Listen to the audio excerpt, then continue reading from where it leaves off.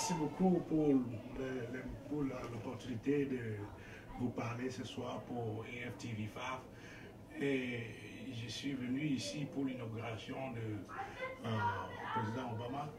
Et j'ai appris en passant que vous êtes le nouveau président des HomeCam des États-Unis. Mais je me suis dit que c'était une bonne opportunité de vous parler avec vous, voir comment cette communauté est en train d'évoluer, parce que nous avons laissé cette communauté il y a peut-être 25 ans qu'on a créé cette association. Et c'est dans ce sens que je vais vous demander comment ça se passe aujourd'hui. Avant de parler de la communauté HomeCam, j'aimerais d'abord me présenter. Je suis Roch Ndechua, je suis originaire de l'arrondissement de Bana et j'appartiens principalement au village urbain de Mukasa. En effet, j'arrive aux États-Unis en 2003 et j'habite chez le doyen Jean-Marie Chocobo. J'ai été très bien accueilli dès mon arrivée aux États-Unis par cette communauté et j'ai été vraiment flatté de faire partie comme membre en plein temps pour cette communauté.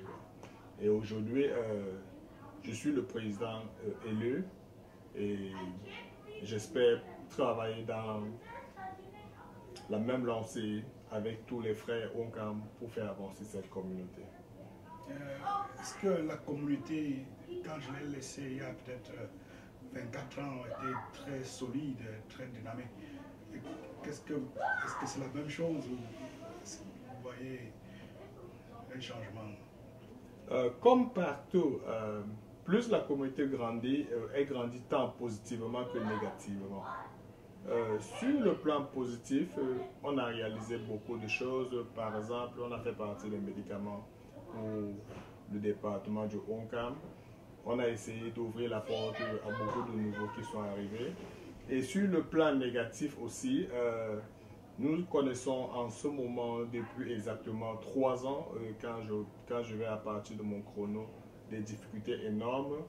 Ce qui fait qu'aujourd'hui, dans le Washington métropolitain, on parle de la division du HomeCam. Et c'est une histoire bien vraie. Le HomeCam jusqu'à maintenant est fragmenté en deux. Et c'est pour une raison, comme je vous ai dit tout à l'heure, plus le HomeCam grandit, ça grandit positivement et négativement. Ça, c'est son côté négatif. Donc vous avez maintenant 2 HomeCam. Jusqu'à maintenant, là, on parle de 2 HomeCam. Quel est le problème? Quel est votre problème? Que vous ne pouvez pas résoudre ce problème? Le problème de la fragmentation du HomeCam part du fait de l'abus de pouvoir. Certes, ça part de l'abus de pouvoir et les gens ont probablement mal géré le problème. Et ça fait naître une forme d'autorité pour d'autres. Je ne sais pas comment je peux bien expliquer ça, mais je pense qu'il y a eu un problème d'argent s'il faut rentrer dans le fond. Ça, c'est le commun de nous tous. Il y a eu un problème d'argent qui a été mal placé et ça a suscité la rébellion de certaines personnes. Et cette rébellion aujourd'hui nous a amené à cette fragmentation du HomeCam parce que certaines personnes ont supporté le fait que d'autres ont manigancé les fonds du HomeCam. Et ça a généré jusqu'à une plainte. Ça, il faut en arriver là. Mais par la grâce de Dieu, le HomeCam, qui étant un seul, on s'est remis ensemble et les gens ont battu, les gens se sont battus, les gens se sont renversés. Et pour finir, la plainte a été retirée. Mais ça, c'est la raison principale pour laquelle le HomeCam est séparé en deux. La séparation, est-ce que vous pensez qu'on peut encore réparer cette séparation? Parce que c'est important que les HomeCam unis. Est-ce que vous avez essayé, dans certaines mesures, de résoudre ces problèmes? Dans quelle mesure vous avez essayé? Comme dans toute famille, les enfants d'une même femme généralement des problèmes. Quoi. Mais ces problèmes toujours trouvent des solutions. Et je crois que si nous, aujourd'hui, nous sommes fils du ONCAM, ça veut dire que ces problèmes-là devaient trouver la solution. C'est l'une des raisons pour laquelle ma motivation est partie. Pourquoi ce problème de division continue à persister si vraiment nous sommes tous fils du ONCAM? Et c'est la motivation pour moi aujourd'hui de devenir président du ONCAM. L'un de mes objectifs premiers, c'est l'unité. Tout faire pour mettre tout le monde au bout d'une table, d'une même table. Maintenant, vous savez, je suis de Haut-Cameroun aussi, je suis de Bapointou pour me présenter. Samuel Yante. Je suis de Bapointou, ça veut dire que je suis de Haut-Cameroun. Et maintenant, est-ce que vous avez une idée d'une organisation Haut-Cameroun pour les États-Unis? Parce que je me demande aussi dans quelle mesure les divisions-là affectent le Haut-Cameroun en général aux États-Unis. En principe, Washington métropolitain était un peu comme le fer de lance de l'unification du ONCAM dans tous les États-Unis. Parce que je me rappelle, si j'ai bonne mémoire, il y a 5 ans en arrière, le premier congrès du ONCAM avait été réalisé dans le métropolitain, quoi. Et les années qui suivaient devaient être la continuité pour essayer de déplacer le ONCAM du métropolitain dans les autres grandes villes comme New York, Texas et un peu partout. Mais malheureusement, ce problème survient le lendemain, pratiquement le lendemain, dans l'année qui suit, dans la deuxième année, après qu'il y ait eu la grande conférence, quoi. Et ce qui fait que ça a complètement bloqué, ça a arrêté tout le processus d'avancement de tous les projets que le grand ONCAM, tous les ONCAMois des États-Unis peuvent avoir aujourd'hui. Donc ça nous sera beaucoup bénéfique, vraiment bénéfique, si on pouvait revenir autour d'une même table et repartir sur les mêmes bases, parce que c'est le problème du ONCAM, c'est notre problème à nous tous. Qu'est-ce que vous avez pensé en tant que président, le nouveau président? Est-ce que avant que vous ne soyez président, est-ce qu'il y a, depuis les 5 ans là, est-ce que quelqu'un a pensé qu'il fallait encore avoir une organisation des fils ONCAM des États-Unis comme avant? Parce que, est-ce que vous avez encore discuté ça entre vous? Ou alors la division là a fait que ce n'est plus possible? La division a tellement affecté le ONCAM qu'aujourd'hui, il est difficile de s'asseoir et de parler du grand ONCAM, du ONCAM États-Unis. Parce qu'on ne peut pas parler de ONCAM États-Unis si le ONCAM dans le métropolitain est séparé. Qui est ONCAMois, qui n'est pas ONCAMois? C'est la question qu'on doit se poser à chaque fois. Donc aujourd'hui, la division a tellement affecté le ONCAM que pour pouvoir avancer, nous devons tout faire pour avoir un ONCAM uni. Et en ce moment, ça sera facile pour nous de faire le ONCAM États-Unis. Est-ce que vous pensez que c'est possible? Tout est possible. Tout est possible et c'est ma première grande pierre. Ok. Et votre objectif, c'est essayer de réunir les... J'ai en principe 4 grands points sur lesquels je m'accroche et je tiens beaucoup. Je tiens beaucoup à la transparence parce que quand on gère les hommes, il faut les faire savoir ce qu'on fait avec eux. Structure de base. Ouais. Je pense au respect. Quand on est avec des doyens, des gens, des supérieurs, on les doit du respect. Je pense à l'unité, qui est pour moi le problème majeur du ONCAM. Si on ne peut pas être unis, il n'y a pas de raison qu'on dise qu'on est tous fils du ONCAM. Et je vais tout faire. Je vais utiliser toutes mes forces. Je vais écouter tout le monde. Même ceux qui pensent que je ne vais pas les écouter, j'aurai les oreilles tendues pour eux. J'ouvre la porte à tout le monde, à tous les ONCAMois, de venir pour qu'on se mette autour de la même table, pour battre ensemble les problèmes du ONCAM. Parce que l'une des raisons pour lesquelles je suis ici, parce que comme je vous ai dit, je suis le ONCAM. Et je pense que nous ne faisons pas assez pour notre département. Donc, c'est extrêmement important, comme je vous dis, que les ONCAM de Washington, D.C. arrangent leurs problèmes pour qu'ensemble nous faisons quelque chose pour Bafang. Vous savez, je vais à Bafang régulièrement et je pense que nous ne faisons pas assez pour notre village. Je ne sais pas si je me trompe. Quelle est votre opinion dans ce sujet? Sincèrement, c'est assez ridicule pour les Onkamois. Nous partons d'un pays où il y a des problèmes, il y a beaucoup de difficultés. Nous arrivons dans un pays comme celui-ci où il y a toutes les opportunités. Et c'est un peu gênant quand je dis à quelqu'un, quand quelqu'un va m'entendre dire que le Onkam est divisé. On part d'aussi loin pour venir aux États-Unis se diviser. Tout ce que je dis aujourd'hui, c'est que si on était unis, le département de Onkam avancerait. Et on a vraiment besoin de cette unification. Maintenant, il y a quelque chose. Généralement, les gens s'unissent derrière une cause, des projets.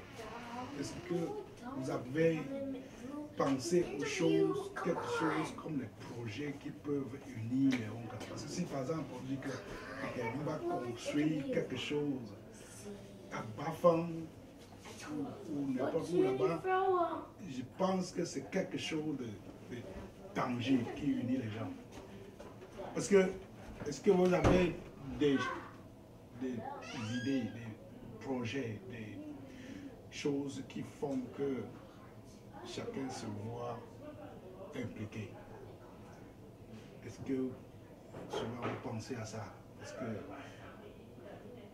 La première chose que j'ai eu à faire quand j'ai été élu comme président de Onkam était d'appeler tous ceux que j'ai estimé qu'ils étaient des hommes valeureux ici chez moi pour qu'on s'assoie autour d'une table et qu'on discute le projet de Onkam. Qu'est-ce qu'il faut faire et qu'est-ce qu'il ne faut pas faire. Il a ressorti que certaines personnes se retirent du milieu parce que exactement il n'y a pas de gros projet. Et nous avons conclu que la première chose à faire, c'est de chercher à mettre le Onkam uni. Parce que aussi longtemps qu'on n'a pas de ce Onkam uni là, on ne peut pas faire de gros projets au Cameroun.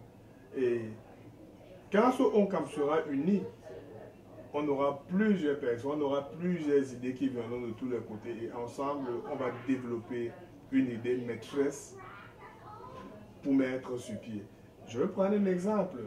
Avant que le Onkam ne se divise, il y a 3 ans, dans le métropolitain, on parlait de l'achat d'une maison de Onkam. Ça, c'était un très grand projet. La division est venue mettre ce projet derrière. Qu'est-ce qu'on gagne en étant divisé? Aujourd'hui, on doit travailler pour revenir autour d'une même table et tenir ce genre de projet en avant. Parce que si on a un siège social au Onkam, à Washington, c'est un très grand pas. Et vous avez des structures pour votre organisation, n'est-ce pas? Vous avez des structures qui régularisent votre association, n'est-ce pas? ONG. Ok. Est-ce que vous avez parlé de finances là, tout à l'heure. Est-ce que ces structures-là sont assez solides? Comme vous, le président, est-ce que vous pensez que, je vous ai entendu parler de... Est-ce que vous pensez que c'est solide assez pour mettre les gens, pour que les gens continuent à être engagés? Surtout aussi aux États-Unis, tenant compte que nous sommes dans un pays où on voit des structures démocratiques très solides. Est-ce que vous pensez que le vote est un peu... Aujourd'hui, nous sommes appelés à rentrer, retoucher encore nos statuts et nos règlements intérieurs. On est appelé à amener ça par rapport à la réalité du temps que nous vivons en ce moment.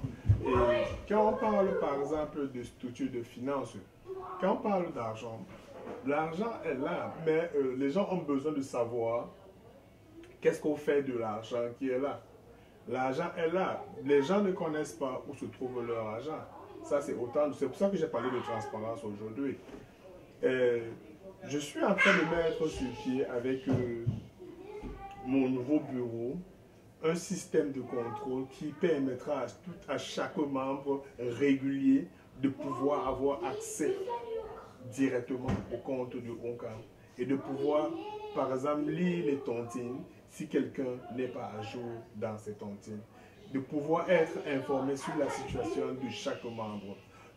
Si le système avance exactement, on n'aura plus besoin de venir à chaque fois demander où est l'argent de tel, où est l'argent de tel, parce que automatiquement, si on cherche un fonds, on sera capable d'aller online et de trouver ce qu'on cherche.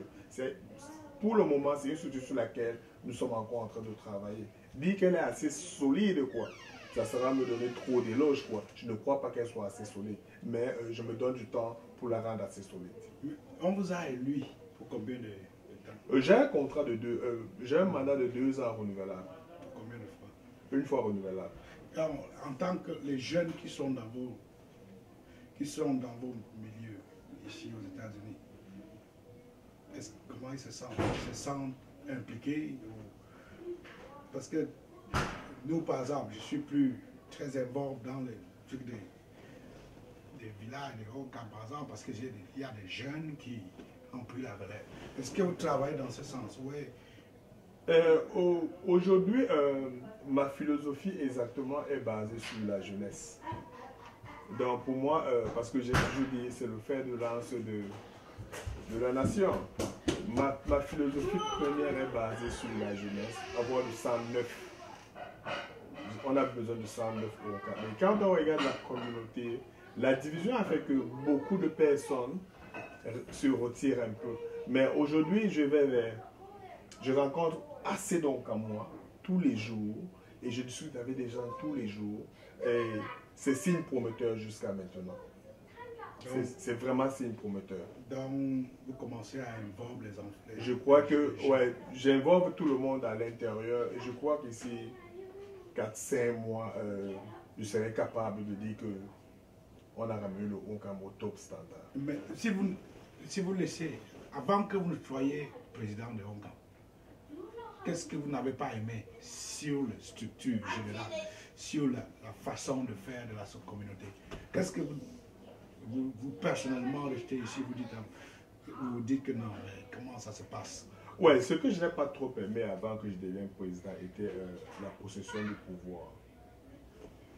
Qu'est-ce que j'entends par possession du pouvoir? Certaines personnes étaient en train de rendre le ONCAM comme si c'était leur chose à eux. C'est-à-dire un peu comme si, s'ils ne sont pas là, le ONCAM ne peut pas continuer. Et aujourd'hui, j'essaie de faire comprendre à tout un chacun qu'on a tous la même possibilité, la même capacité, la même valeur. Personne n'est plus important que l'autre dans le ONCAM. Et comment vous avez évoqué ça? Comment vous avez adressé ça dans votre communauté? Parce que c'est extrêmement important ce que vous venez de dire. C'est des situations assez difficiles. Parce que, qu'on le veuille ou pas, d'une manière ou d'une autre, on est obligé de froisser certaines personnes. Parce qu'on les retire un peu comme leur bien. Mais pour que la communauté avance, il faut que ce soit fait. Et je crois que ça doit être fait.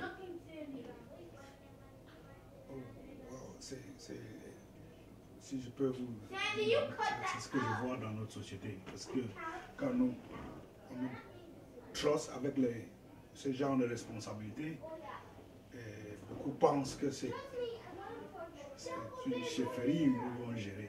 Ce qui est d'or.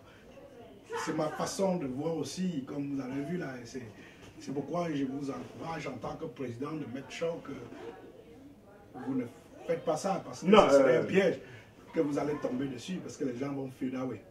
Je vais vous dire sincèrement quoi.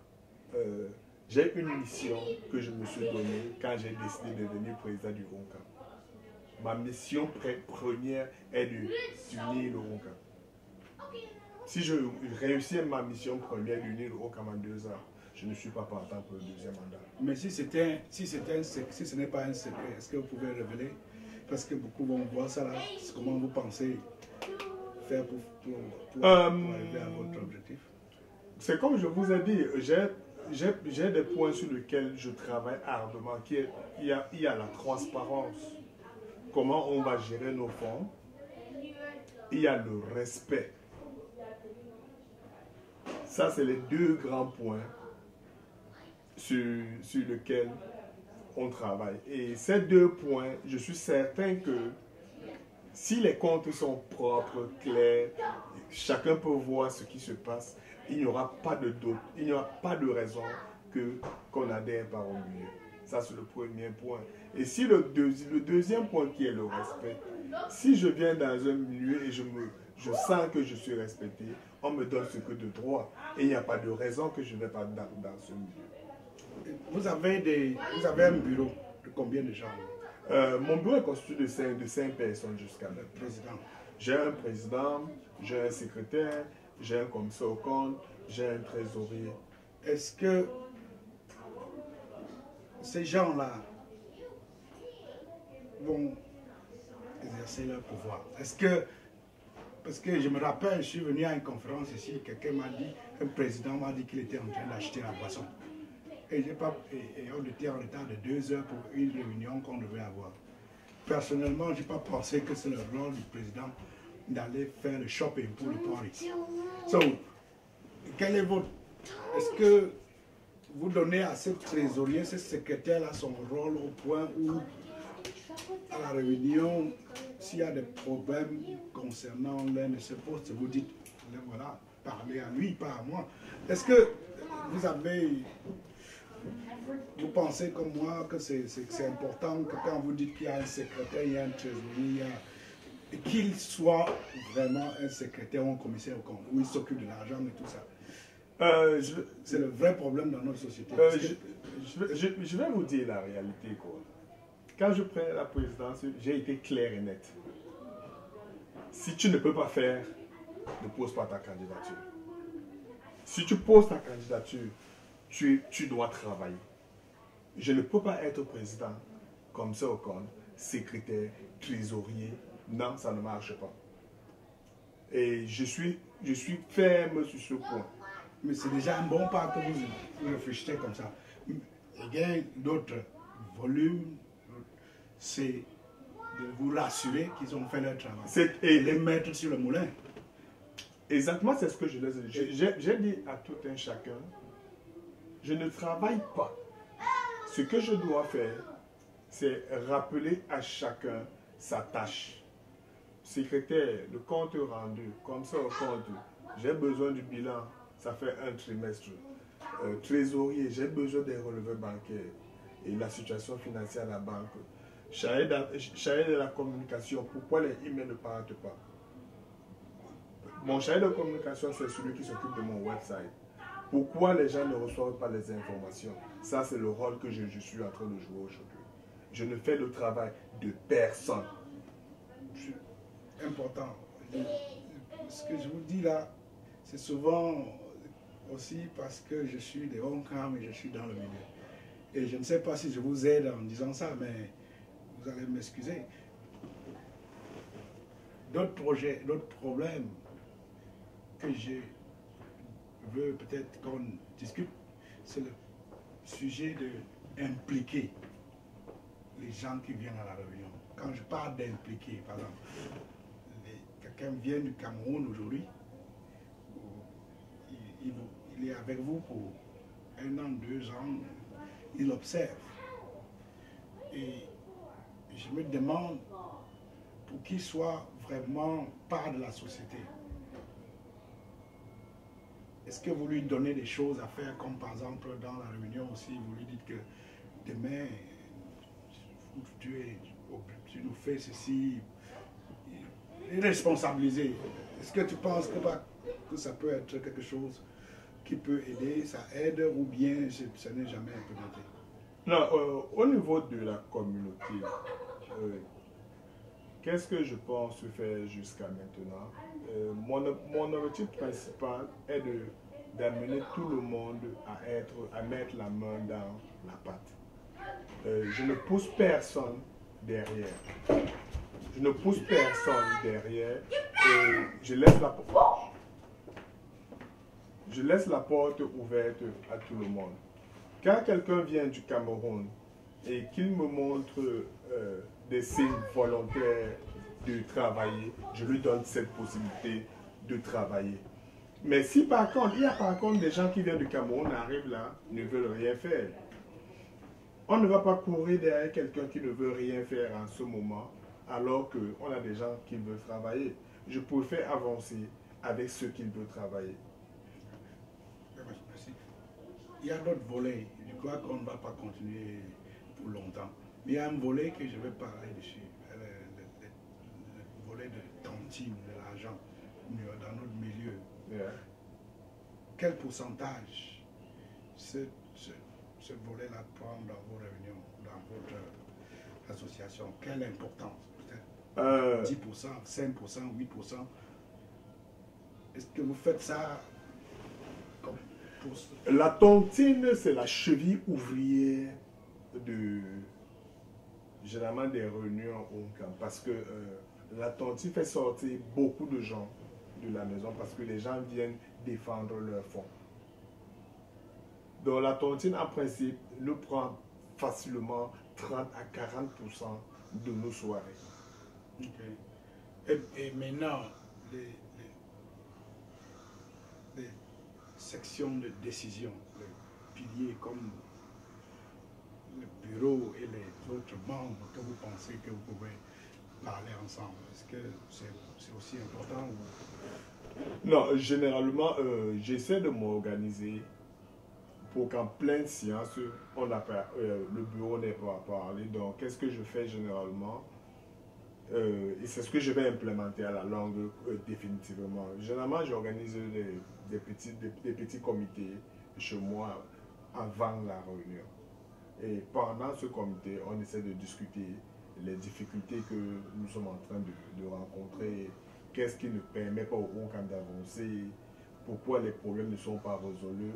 On essaie de trouver d'abord des pré-solutions avant de les amener en pleine séance. Ce qui fait que nous, déjà membres du bureau, nous devons être à la même page, avoir la même idée et penser de la même manière. Et comme tu as dit tout à l'heure, il n'y a pas encore de projet de BAFAM.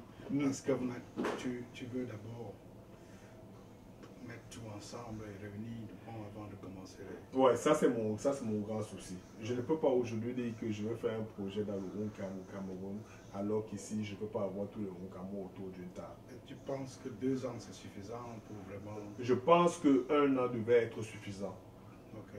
Je pense théoriquement qu'un an devait être suffisant pour que j'arrive à destination. Bon, avec le désordre que vous avez évoqué tout à l'heure, pourquoi vous avez accepté être président dans un coin où il y a autant de divisions? Ma motivation première, c'est le challenge. Je n'ai pas pu digérer, voir le Honkam rester séparé pendant aussi longtemps. Je suis resté pendant essentiellement 3 ans en tant qu'adhérent. Je suis passé sous la dirigeance de 2 présidents qui ont essayé de toutes leurs forces, mais malheureusement ont rencontré des difficultés à la fin. Et aujourd'hui, je me suis dit que, étant aux États-Unis, étant relativement jeune par rapport à tout ce qui était les prédécesseurs, je me suis dit que pour moi, ça devait être une chance de tenter à résoudre le problème du Honkam. Qui aujourd'hui, j'essaie de toucher les gens de ma tranche d'âge qui, en ce moment, on a une 60aine de jeunes de ma tranche d'âge et je crois qu'avec eux, je vais pouvoir relancer le Honkam. Ça, c'est mon rêve majeur. Donc vous avez beaucoup de support dans la communauté? Jusqu'à maintenant, j'ai un support assez écouté. Je crois que on ne se donne pas les fleurs, mais je crois que je peux être crédible. Est-ce que vous avez les piliers de la communauté? Aujourd'hui, j'essaye de travailler en contact avec beaucoup de personnes, BAFAM, qui ne faisaient pas le milieu. Et ça avance très bien parce que j'ai des résultats assez positifs. À la première séance, quand je prenais les élections, On était environ une quinzaine. Après ça, aujourd'hui, nous tendons vers une vingtaine, on a environ une trentaine déjà. Mais quelle est votre relation avec les femmes, la réunion des femmes? Oh non, la réunion des femmes, on a de très très bonnes relations parce que la dernière fête du Oncam était le 28 décembre. C'était une fête complètement, ça a fait grand succès. C'était mix, hommes et femmes. Et parlant de la réunion des femmes au Oncam, est-ce que ça marche bien? Oui, la réunion des femmes Oncam marche et ça bat bien son plein. Non, elles ne sont pas divisées. Non, elles ne sont pas divisées, mais elles nous soutiennent, elles me soutiennent très bien. Et c'est autant de choses, ça me fait beaucoup de fierté et je pense que je suis la personne, je serai la personne probablement indiquée à résoudre les problèmes du Oncam. Est-ce que vous pensez que les femmes peuvent aider à vous réunir encore? Elles aident. Elles aident et franchement. Et vous avez pris des mesures pour ça? Ou? Je travaille avec elles en tout moment. Je suis en contact permanent avec la présidente des femmes. Quelque chose que vous voulez ajouter avant qu'on finisse l'interview? Non, c'est bon. Je crois que j'ai déversé tout ce que j'avais sur le cœur et je vous remercie sincèrement. Mais j'ai oublié le point de ce que, comme je vous ai dit, je suis venu ici pour l'inauguration du deuxième terme du président Obama. C'était pour rencontrer les élites africaines en général et je m'en dit que vous étiez un. Je voulais demander votre opinion sur sa présidence. Déjà les 4 années qui sont passées. Sincèrement, la communauté Oncam n'a pas tiré grand profit. Est-ce que vous l'avez assisté? Est-ce que vous avez manifesté votre... Parce qu'en politique, on donne à ceux qui on a reçu. Est-ce que, enfin, on ne dit rien. Quelle est la position de Oncam sur le plan politique, que ce soit de ce pays ou de notre pays? Est-ce qu'ils sont involvés? Plan politique, notre association est une association apolitique. Ok. Complètement apolitique. Ouais, ouais. Qu'est-ce que nous faisons? Nous faisons plus dans le social. Ok. Donc, c'est la raison pour laquelle on n'est pas involvé dans la politique d'Obama ou du Cameroun. Bon, maintenant... Mais il y a des fenêtres que nous devons juste saisir pour pouvoir développer notre département au Cameroun. Mais pour pouvoir saisir ces fenêtres, on a besoin des hommes pour pouvoir travailler sur des projets. Mais avec la division, comme je dis toujours, qui se présente, qui est là, on n'a pas assez de temps, on n'a pas assez d'hommes pour pouvoir travailler sur des projets et amener ça vers le gouvernement qui est là pour pouvoir développer. Je vous donne un exemple, quoi. Je suis du village Bandoum Kassa. Nous avons reçu dans notre village un CES bilingue. CES bilingue qui n'a pas de bâtiment. Qu'est-ce que nous, en principe, on devait faire pour ce genre d'opportunité? C'était au Bandoum Kassa à se tourner vers le Oncam et dire au Oncam que bon voilà, nous avons un CES, nous n'avons pas de bâtiment. Quitte à ce que le Oncam essaye de voir ce qu'ils peuvent faire avec le ministère de l'Éducation, soit l'ambassade au Cameroun, voir comment ils peuvent nous aider à fournir à ce village 2 ou 3 bâtiments. Ça, c'est des opportunités. Donc, si on travaille au-dessus, automatiquement, on reçoit. Parce que ça va dans le cadre dans lequel le gouvernement d'Obama, en ce moment, soutient l'éducation. Bon, mais maintenant, je vous ai demandé ce que vous pensez du premier terme d'Obama, les 4 ans de dernière année. Je ne veux pas dire que vous faites pour la politique ou non. Je vous demande au moins comment ça vous a affecté, toi et ta communauté, les gens que tu diriges. Est-ce que vous avez bénéficié de son gouvernement ou non? Ce n'est pas que oui ou non, c'est quelque chose que personnellement vous avez fait. Est-ce vous pensez qu'il a fait quelque chose pour votre communauté ou alors pour l'Afrique, puisque nous sommes des Africains? Quand je regarde en réalité, quand moi personnellement, ça c'est mon point de vue personnel, quoi. Exact. Je me dis toujours que nous Africains, nous n'avons pas saisi l'opportunité. C'est à nous à aller vers lui. C'est à nous à aller vers le gouvernement. C'est pas au gouvernement à venir vers nous. nous n'avons pas saisi l'opportunité. Et quand je me retourne du côté de Onkam, c'est la même chose, on n'a pas saisi l'opportunité. Dans notre communauté, aujourd'hui, nous avons des gens comme Dr. Kenya qu'Obama a reçu l'année passée. Ça a été un honneur. Mais qu'est-ce que nous avons bénéficié de ça? Rien. Nous avons un autre petit qu'on appelle Tony Chani qu'Obama a reçu l'année passée. Lui, il joue dans le cadre du sport. Dr. Kenya, c'était dans le cadre de l'enseignement. Il est parmi les meilleurs professeurs, les meilleurs enseignants de mathématiques dans les États-Unis. Obama l'a reçu, mais pour nous, qu'est-ce que ça nous apporte? Sincèrement, dans le Onkam, ça ne nous a rien apporté. Juste parce que nous n'avons pas travaillé pour bénéficier, le système est là. On n'a pas travaillé. Et c'est toujours pour ça que j'appelle à l'unité. Encore de Obama à l'ambassade du Cameroun. Est-ce que vous pensez que la communauté que tu représentes est bien représentée par l'ambassade du Cameroun? Quelle relation vous avez avec l'ambassade? La communauté, pas personnellement vous. Qu'est-ce que vous entendez de votre communauté? Est-ce que vous allez là-bas, vous êtes servi comme vous le devez, comme ça se doit, ou alors il y a des choses? Au niveau de la communauté, au niveau des services de l'ambassade, les services de l'ambassade du Cameroun, le service est un peu lent. Les gens se plaignent, mais sinon le service est fait. Vous êtes satisfait? Ouais, personnellement, tout ce que j'ai rencontré au niveau de la communauté, le service est lent, mais il est fait.